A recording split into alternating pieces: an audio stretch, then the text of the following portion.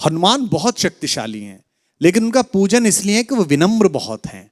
जब लक्ष्मण को मूर्छा आई और भगवान ने सोचा कि मेरा ये सबसे बड़ा संकट कौन हर सकता है, देखो भगवान सबके संकट हरते हैं, भगवान के जीवन पे संकट आया तो उन्होंने किसको पुकारा?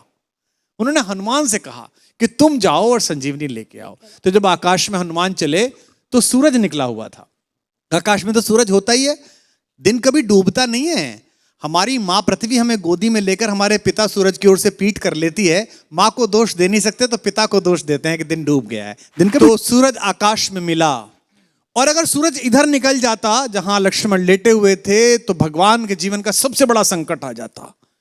उनका भुजा जैसा भाई, जिसे वो अपनी भुजा कहते हैं दाहिनी, वो पृथ्वी छोड़ जाता और भगवान सहन न कर पाते। तो इतना बड़ा काम करने गए और कितने ताकतवर थे, पंच तत्वों में से एक पवन के बेटे हैं।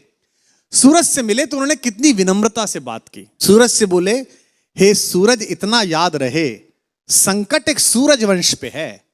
ये नहीं कहा कि मैं तुम्हारे लिए प्रार्थना कर रहा हूं, तुम्हारा ही खानदान है ना, सूर्यवंशी राम का भाई परेशान है, तुम भी सूर्य हो तो आप ही के खानदान का काम करने जा रहा हूं। विनम्रता देखना आप कितने पोलाइट हैं, है ना। ये सूरज इतना याद रहे संकट एक सूरज वंश पे है, लंका के नीच राहु द्वारा आघात दिनेश अंश पर है। मेरे आने से पहले यदि किरणों का चमत्कार होगा तो सूर्यवंश में सूर्यदेव निश्चित ही अंधकार होगा। इसलिए छिपे रहना भगवान। जिसने राम के अलावा किसी को भगवान नहीं माना वो हनुमान सूर्य से कह रहे हैं, इसलिए छिपे रहना भगवान, जब तक न जड़ी पहुंचा दूं मैं, बस तभी प्रकट होना भगवान, जब संकट निशा मिटा दूं मैं। आशा है स्वल्प प्रार्थना, ये जरा सी प्रार्थना सच्चे जी से स्वीकारोगे, आतुर की आर्त अवस्था को होकर करुणार्थ निहारोगे। 8 लाइन की विनती के बाद धीमे से अपना विजिटिंग कार्ड दिया सूरज को।